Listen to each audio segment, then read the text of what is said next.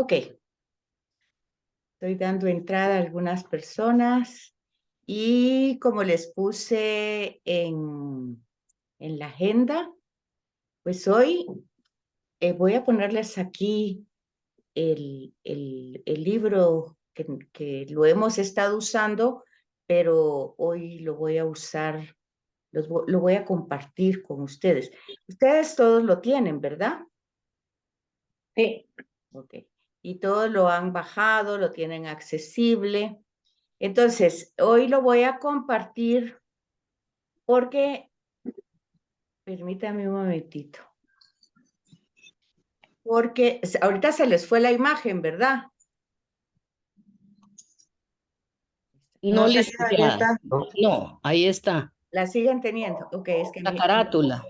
sí, la carátula, es que a mí sí se me fue un poco en lo que estaba ahí compartiendo.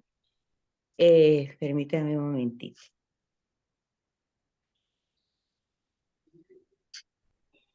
Ustedes ahí me miran solo los lentes, ¿verdad? Pero no sé por qué. Ahí estoy. Lo que pasa es que es que fíjense que doy a admitir y se me va la imagen. A mí no sé por qué. Cada vez que pongo admitir a alguien, se me va toda la imagen. Tal vez en lo que entran. Sí, tal vez. Sí, se va la imagen, no sé por qué. Y entonces me quedo en chiquito y desaparezco, solo se me miran los lentes. Bueno, Pero aquí sí la vemos, no se preocupe. sí, no, a mí se me va la imagen, entonces ahí me entro en preocupación. Bueno, este Tal folleto, vez si nos amplía, perdón, voy nos a ver, puede ampliar un voy a poquito el ver fondo. eso en este Pero- momento porque cuando amplío también se me va la imagen, no sé por qué. Mire, ¿Dónde está? no, espéreme un momentito, espéreme un No, momentito. es que tiene que agrandar, pero la letra del documento, licenciada, Sí, porque ahí lo está muy pequeña la letra. sí, yo sé, sí estoy tratando de hacer eso, pero permítame un momentito.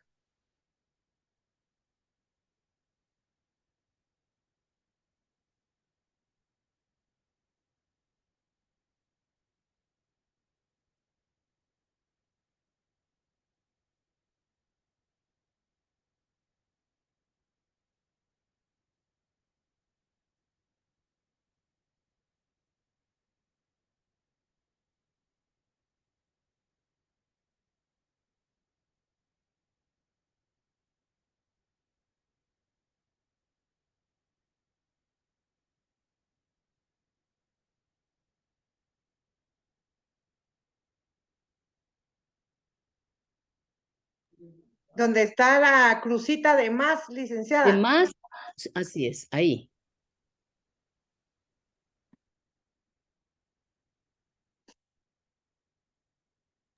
Ya lo agrandé. Perfecto, gracias. Ay. Bueno, ahora ya estoy aquí. Ok, hemos visto, vamos a hacer así con el libro un repaso, pero así, como de vuelo de águila, ¿verdad? Para que ustedes vayan tomando un poquito el sentido del curso. Porque me he dado cuenta por algunos trabajos y por algunas cositas y por algunas respuestas que de pronto me las dan, no está todavía claro lo que estamos estudiando. Entonces, las nociones previas, lo que tenemos aquí en relación a la introducción de la Sagrada Escritura, o sea, de la Biblia, ¿verdad? Entonces, acuérdense, por favor, que aquí se subraya la palabra teología. Teología. Lo hemos repetido de diversas maneras, que aunque hay historia, no es un libro de historia. Aunque hay ciencia, no es un libro de ciencia. Aunque hay literatura, no es un libro de literatura. Son muchos libros, ya lo dijimos, es una pequeña biblioteca, ¿verdad? aquí dice, libros sagrados, o sea, son varios. Entonces, tenemos por fuerza que conocer el género literario que estamos leyendo. Eso como en cualquier cosa, pues. Sabemos si estamos leyendo un himno, si estamos leyendo un cuento, si estamos leyendo un relato etimológico, etiológico. Y eso lo dice la nota de pie de página. Es bien importante entender eso porque si no lo entendemos, pues entonces estamos, ¿qué les dijera yo? Interpretando el texto de una manera que no... Ok, estamos interpretando el texto de una manera indebida. Entonces, ya también, y por eso se los estoy poniendo aquí, porque me da la impresión que a veces piensan ustedes que son comentarios míos.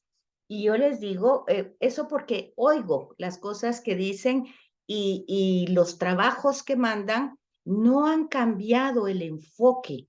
O sea, el enfoque sigue siendo lo que ustedes consideran que es la interpretación.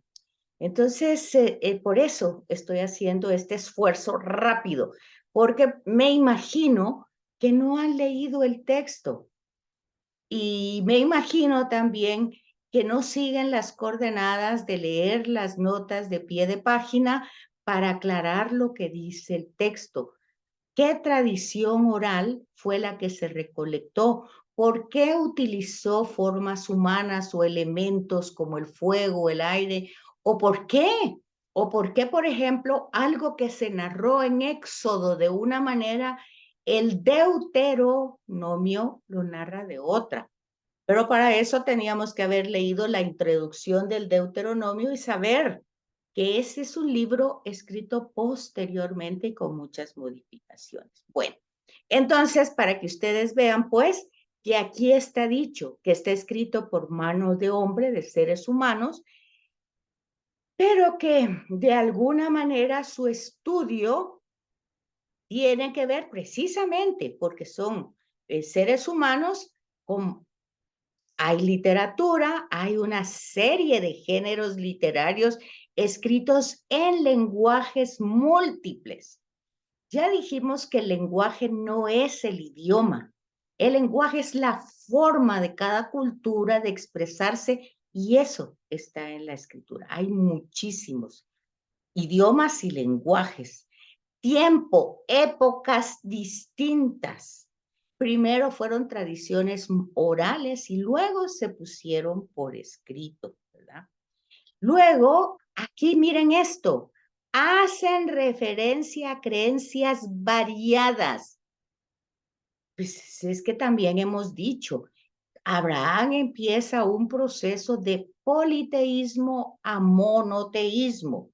Y debemos de entender que nosotros, nuestro proceso humano, nuestros cambios humanos necesitan un proceso. La escritura no va a contar todo el proceso, va a contar lo que le interesa contar porque es teología, es una interpretación. Entonces, Dios manifestándose al ser humano y el ser humano respondiendo a esa manifestación. Eso es lo que vamos a encontrar. Y en algún momento el desarrollo después de ese acontecimiento, porque es un acontecimiento, acontece en la historia, ese encuentro personal, vamos viendo distintas narraciones, a veces de la persona pues elegida por Dios, que pues tiene pues o que miente o que engaña o que hace fraude, lo que ustedes quieren que vaya pasando. Y no es que en ese momento eso sí se acostumbraba y que a Dios no le importa porque eran sus elegidos y eran santos. No, o sea, la persona está en un proceso de conversión como lo estamos nosotros también. Entonces, es bien importante que eso quede como fundamento claro. para nuestra propia fe y nuestra propia interpretación, ¿verdad? Entonces nosotros tenemos que integrar esos elementos que estamos aprendiendo a nuestra fe, porque el curso no es un curso intelectual, al intelecto. Claro que ustedes tienen que comprenderlo, razonarlo y luego pues poderlo compartir o poderlo transmitir con sus propias palabras. De eso se trata, ¿verdad? Entonces, hemos dicho de que la teología es una ciencia, ¿verdad? Ciencias teológicas. Bueno, y no es que yo voy a leer esto línea por línea, porque entonces no me daría mucho tiempo, sino que solo le estoy un poquito refrescando lo que tiene que ir incluido en cada uno de sus trabajos, ¿verdad? Entonces, obviamente, lo que tal vez no nos gusta, que tendríamos que entender que hay un método científico crítico para ir analizando el texto, pero eso lo hemos simplificado con los comentarios que hay al pie de página y que ustedes tienen que ir leyendo para comprender cada una de esos párrafos. Ahora, hemos trabajado estas semanas con el carácter sagrado de estos libros, porque sí, ya está claro que hay elemento humano, que lo escribe, todo lo que ustedes quieren, pero ¿por qué estos libros son sagrados? Lo hemos trabajado como revelación, como inspiración, como inerrancia, y hoy nos toca el tema de la tradición, que también ya la hemos ido adelantando tradiciones orales, y luego de esas tradiciones orales, cuando ya tenemos los libros en el canon, ya vimos también la palabra canon, hemos visto revelación, inspiración, canon, inerrancia, y ahora nos toca tradición y transmisión. Eso es lo que vamos a ver el día de hoy. Entonces, bueno, solo apáguenme sus micrófonos porque yo estoy tratando de apagarlos aquí, pero se me va la imagen. Cada vez que maniobro algo aquí, se me va la imagen. No sé por qué, porque tal vez porque estoy compartiendo. Bueno, entonces, el carácter sagrado de los libros, porque tienen origen divino. Ya eso también lo trabajamos, que es iniciativa, manifestación de Dios y por decir, la razón por lo que lo hace es por amor. Entonces, no hay otro tema. No hay otro tema más que el amor. De hecho, la revelación que hace el Evangelio de Juan en relación a Dios, que Jesús dice, bueno, pues Dios es amor. Entonces, esa es la clave de interpretación para toda la escritura, lo hemos dicho, pero parece que ahí hay algo, ¿verdad? Algo que ustedes traen desde toda la vida, que Dios castiga, que Dios es iracundo, que Dios prueba, y todavía me lo mandan en trabajos.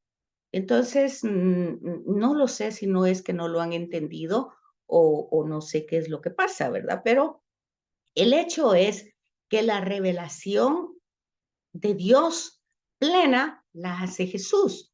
No es que nosotros vamos a desvalorizar el Antiguo Testamento, pero sí vamos a entender el género literario y la tradición que es oral que se recopiló. Y entonces vamos a ver que de alguna manera, cuando nosotros somos rebeldes, somos soberbios, somos orgullosos, no hacemos caso, pues somos como somos todos los seres humanos, pues hay unas consecuencias que en el tema del profetismo que vemos al final del día de hoy, en el último periodo, vemos el lenguaje que utiliza el profeta como amenazante para hacerlos cambiar pues de actitud, de acciones y que realmente pues regresen, vuelvan a Dios porque han hecho una alianza con él. Entonces, hemos visto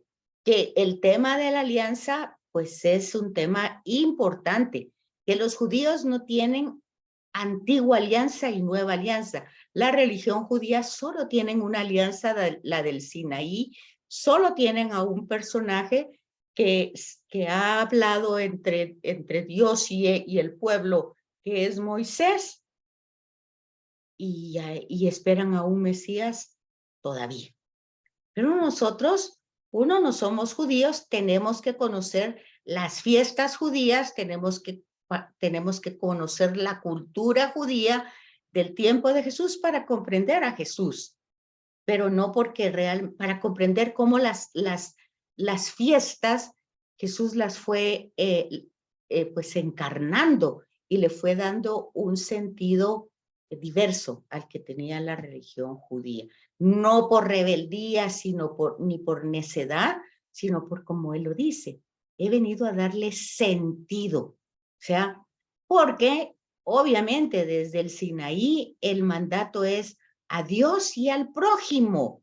Y eso es un poquito de ponerse a pensar en el tiempo de Jesús, pues por esa interpretación equivocada de la enfermedad, no solo física, sino también moral o espiritual o psíquica, pues, o el hecho de ser mujer, o de ser anciano, o de ser viuda, o de ser niño, pues todo eso todas esas personas estaban al margen. Entonces, es una interpretación que Jesús, pues, trata de darle el sentido adecuado, ¿verdad? Porque no es que Dios hubiera permitido que así fuera, sino que realmente ellos, o sea, el pueblo de Israel, pues iba entendiendo las cosas de manera diversa, aunque los profetas hacían todo el esfuerzo de hacerlos comprender, terminaban matándoles.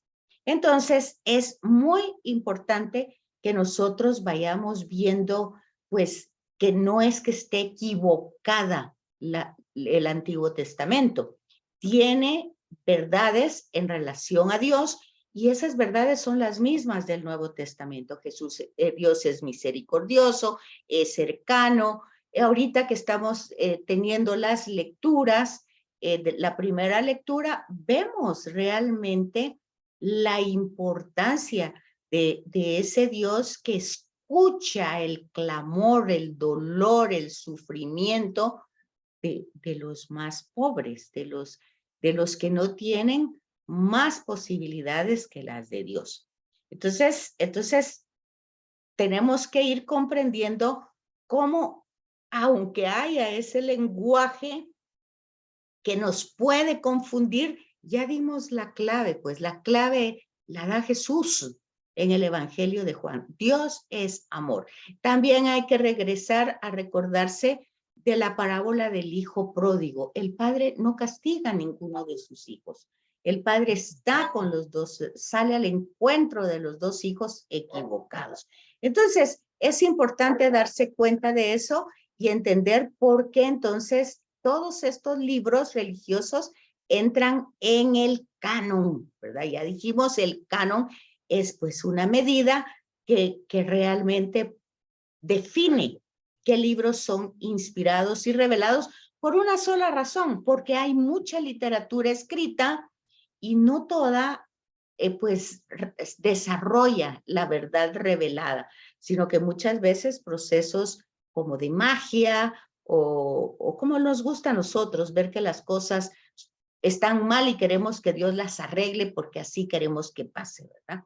Entonces, hay un orden que se va desarrollando, pero ese orden tiene que ver con la historia de la salvación. Ya dijimos, el tema que lleva una línea, una unidad, es historia de la salvación. Dios que entra en la historia humana, que se da a conocer al ser humano para salvarlo. Y salvarlo no es que va a ir al cielo, ni que, no, porque miren, pues, no se trata, por ejemplo, el cielo también está la luna. Y no es que nos estemos en la luna o en Marte o en cualquier otro lugar. No, es el regresar al Padre. Por eso, hay que ver que el lenguaje, pues, en un momento de la historia, el contexto histórico, cultural, pues Dios está en el cielo y nosotros estamos en la tierra. Pero eso se ha ido desarrollando a través de la historia. Ya hemos puesto el ejemplo, San Agustín dijo, salimos de ti y debemos volver a ti.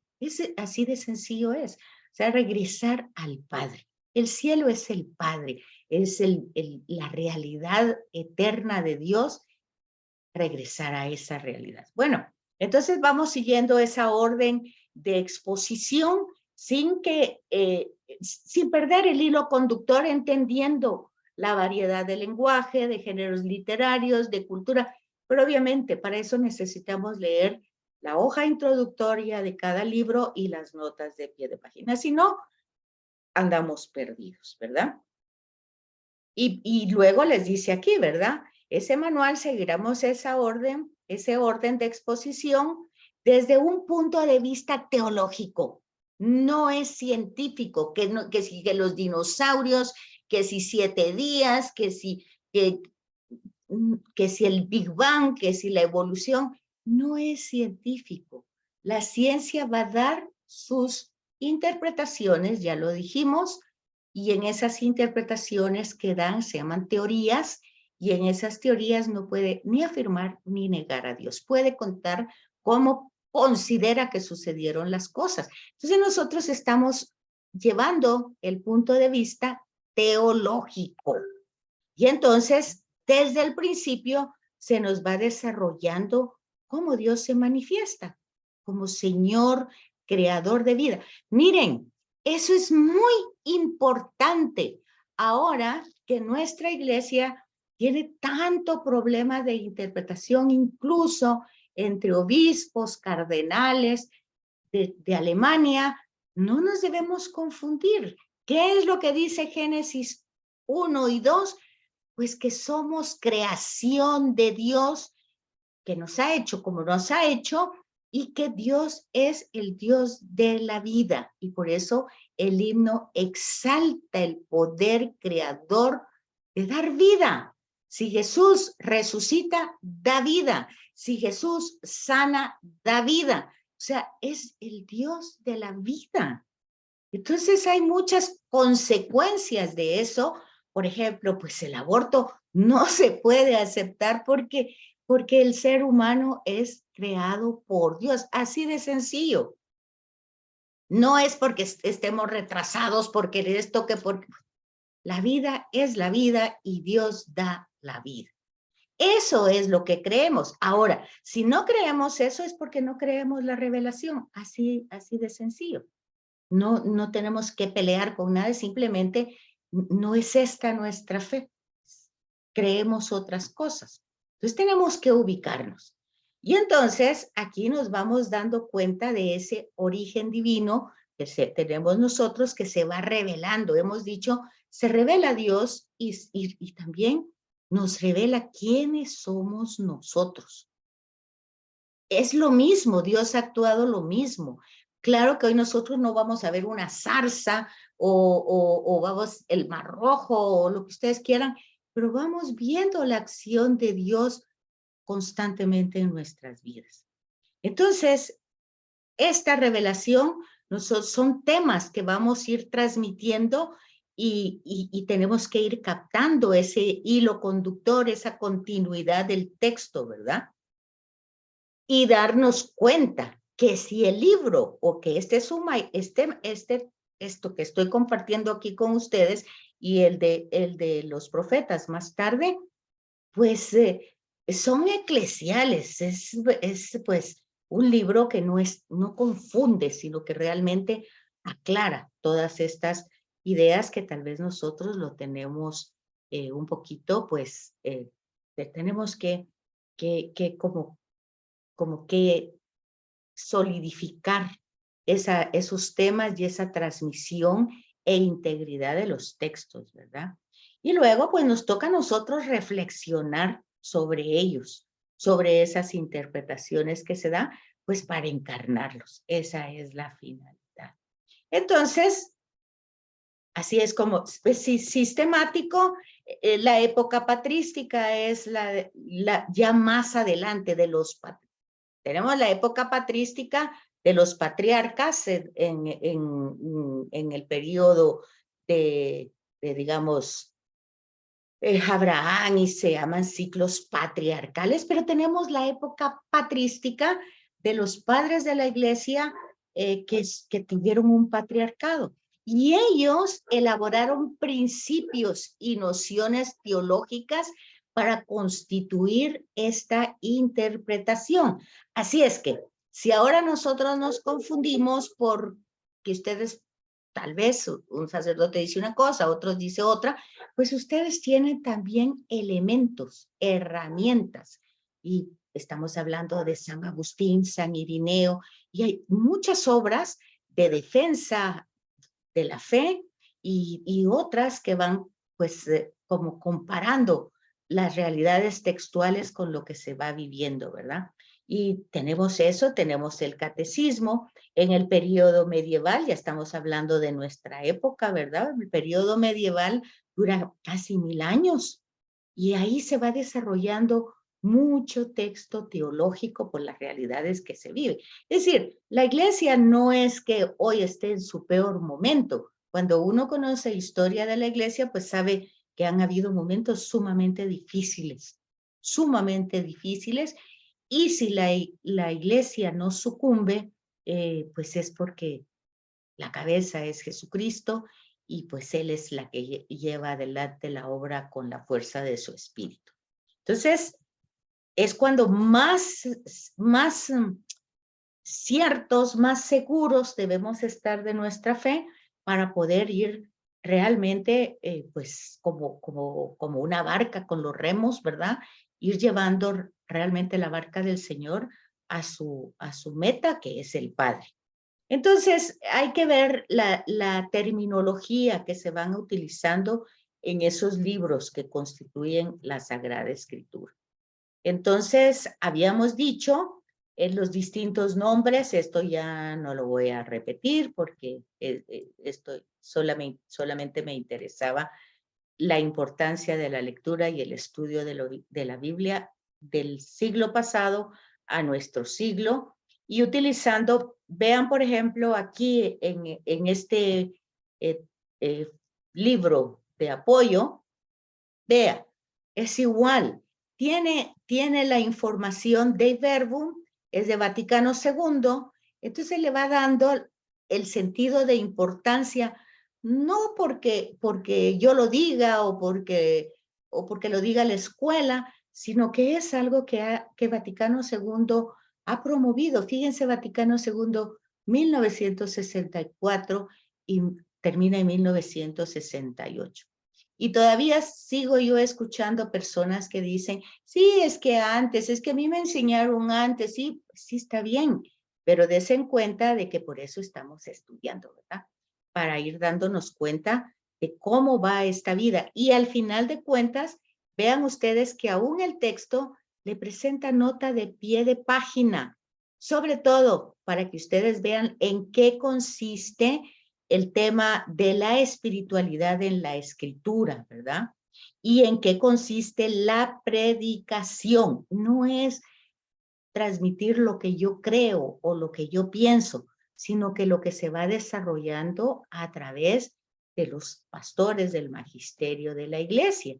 Y cómo para la teología, cómo es importante apoyarse en todas estas, que es lo que nos toca hoy, la sagrada tradición. Es todo esto que estamos viendo, el periodo patrístico, el periodo medieval, y todo eso se va a llamar tradición. Y fíjense, muchas veces se oye que la iglesia tiene que modernizarse, tiene que ir con nuestra época, bueno, hay que comprender que la revelación la hace Dios, que Jesús es Dios. Entonces ha revelado una verdad que nosotros, como criaturas, hijas, hijos, por méritos de Cristo, debemos asumir. Entonces, no discutir, pero para eso se necesita la formación. Bueno, todo esto lo vimos en relación a la revelación, en relación a la inspiración, y aquí forma parte de la tradición viva de la Iglesia,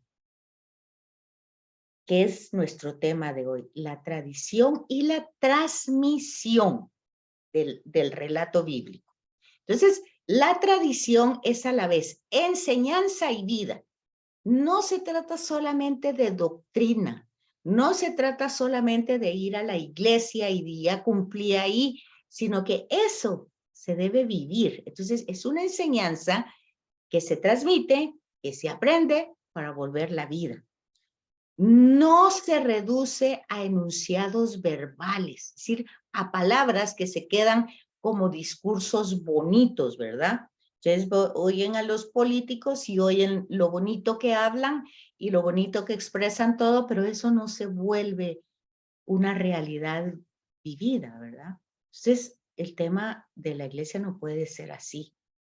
Por eso su estructura debe ser orgánica, coherente, con la revelación, con lo que Dios ha revelado en toda la fase constitutiva. ¿Qué quiere decir eso? Pues así como se fue construyendo la revelación, pasito a pasito, quitando velos de poquito a poquito, el periodo patriarcal, el periodo del Éxodo, y nosotros ir descubriendo esas que no son atributos ni características de Dios, es Dios, Dios manifestándose de una sola parte. Acuérdense que en un pasaje Moisés quiere ver el rostro de Dios y le dice, solo podrás ver como mi espalda. Pues es una manera de decir que el misterio está totalmente velado para nosotros, pero sí lo podemos ir como captando a través de los eventos, a través de las palabras. Entonces la tradición está presente en la doctrina apostólica y los escritos de tradición apostólica. No solo están ahí, sino que también están en todo el desarrollo de la iglesia, en las encíclicas, en las cartas pastorales, en todos los documentos que van desarrollando los papas, ¿verdad? En la actividad litúrgica y sacramental. Fíjense que el tema, todos los sacramentos que son 7, tienen que ver con el misterio pascual. O sea, todo eso que Jesús hizo en su momento histórico de vida, eso lo tenemos nosotros como en una cápsula de tiempo en cada uno de los sacramentos, especialmente la Eucaristía, que es la que podemos ir asiduamente a ella, ¿verdad? Entonces, todo el objetivo, si vamos a retornar al Padre, pues la voluntad del Padre es que seamos santos. Pero tenemos una idea de santidad también equivocada, ¿verdad? Que algunas personas, que solo unos son los privilegiados, y ahí están los nombres de los santos que están en los altares y que nosotros, pues, llegamos ahí a pedir, ¿verdad? A cada uno de ellos. Pero no ese es el sentido es que son seres humanos que se abrieron a la gracia, que fueron disponibles, que se pusieron al servicio de Dios y su proyecto de salvación. Y bueno, como dice María, he aquí la esclava del Señor, hágase en mí lo que tú quieras. Entonces se va a ir desarrollando todo el proceso salvador y bueno, ¿de qué manera, verdad? Con Jesús de Nazaret. Entonces vemos que esto que yo le estoy diciendo está en el texto, pero también está en la Constitución Apostólica de Vaticano II. Es Dei Verbum 8, ahí les explica lo que realmente hicieron los padres del periodo patriarcal, cómo se fue desarrollando la liturgia. Ustedes pueden ver en un momento cómo empieza en Hechos de los Apóstoles y cómo la tenemos ahora, pues se ha ido enriqueciendo. ¿Por qué? Porque también han entrado otros pueblos, otros países y han enriquecido la liturgia, ¿verdad? ¿Todo para qué? Pues para que nosotros entendamos la acción salvadora de Dios en cada una de nuestra vida personal. Por eso esa tradición está viva. No es que la iglesia sea retrógrada, que hay que modernizarla, no. La tradición está viva. No se reduce a mera repetición. Si nosotros la reducimos así, es porque no la comprendemos.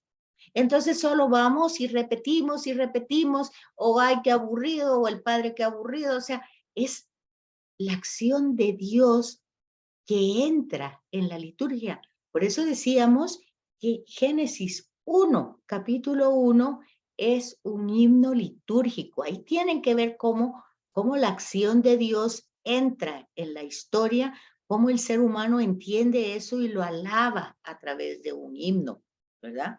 Porque la tradición no se reduce a repeticiones de cosas del pasado. Ay, ese pasaje ya me lo sé. Ay, yo eso ya lo entendí. No, todo es novedoso.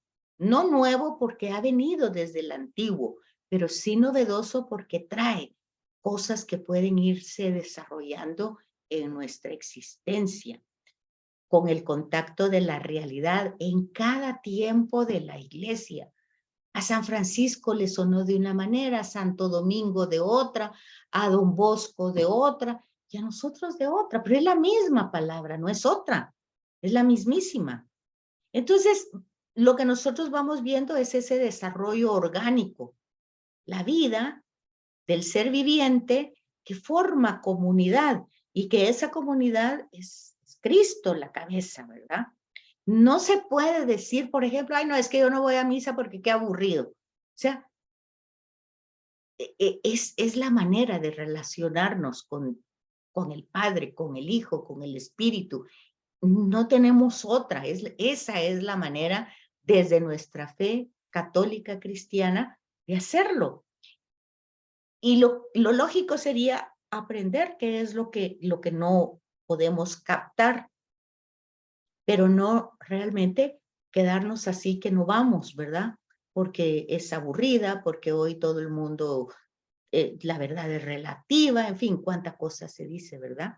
Entonces, vamos entendiendo la continuidad y fidelidad del mensaje evangélico hasta llegar a Jesús. Queda un minuto para que se corte la comunicación y volvemos a entrar, por favor. Si tienen dudas y preguntas, empezamos con dudas y preguntas, si tienen, para ir avanzando en esto. Entonces, ahí se fijan cómo Dei Verbum 8 se va, que es una constitución de Vaticano II, se va aclarando de distintas maneras, ¿verdad? Cómo el mensaje revelado va pues desarrollando la maduración de nuestra fe y también de nuestro intelecto, porque vamos entendiendo de qué se trata esto, ¿verdad?